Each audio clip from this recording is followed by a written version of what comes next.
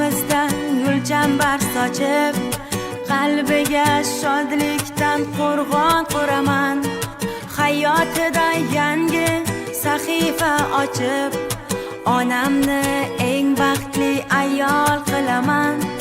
Quvonch elchilari turar yo'l poylab, yuragin tubiga mehrini joylab, hammadan ham ko'proq asrab avaylab, onamni eng baxtli ayol qilaman. Man haliman, onamni eng baxtli ayol qilaman. Xudo xohlasa haliman, onamni eng baxtli ayol qilaman. Man haliman, onamni eng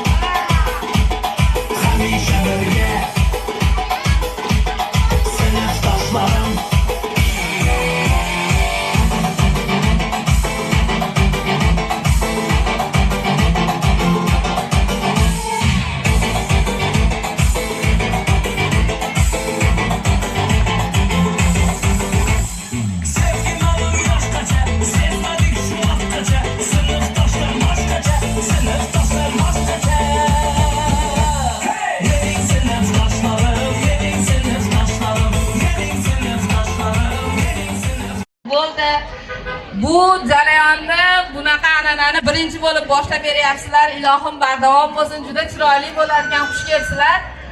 Kelgusida hayotda hammanglar o'rningizni topib zo'r oila egasi bo'lgansizlar. Bu yuz ko'zinglardan ko'rinib turibdi. Hozir so'z navbatini ustozinglar Usmon va Dilso'zxon ustozga beramiz.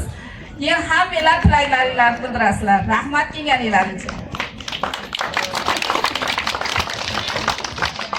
Assalomu alaykum aziz mehmonlar, o'quvchilar va mening sobiq o'quvchilarim. Avvalambor bizning maktabga xush kelibsizlar. Mana oradan 31 yil o'tibdi. Kechagina bu bolalar mana shu bolalarga o'xshagan o'quvchilar edi. Ularni qo'llaridan yetaklab, o'sha eski maktabimizga olib kirib, ularga bilim, saboq bergan edik. Mana hozir esa maktabni bitirganiga 20 yil bo'libdi. Shuncha yil ichida qarang, bu bolalarda ancha o'zgarish bor. O'zlarining hobbisini yaratgan. Qizlarimiz esa uy bekalari, o'g'illarimiz esa o'sha oila boshlig'i bo'lib yetishibdi. Bu ham men uchun bir yangilik edi. Ularning kirib kelishi. Avvalambor hammangizga rahmat. Sizlarga uzoq umr tilayman. Oila a'zolaringiz bilan tinch totuv yashab, uzoq umr ko'ring. Farzandlaringizni baxt kamolini ko'rishlik hammangizga nasib qilsin. Rahmat hammangizga.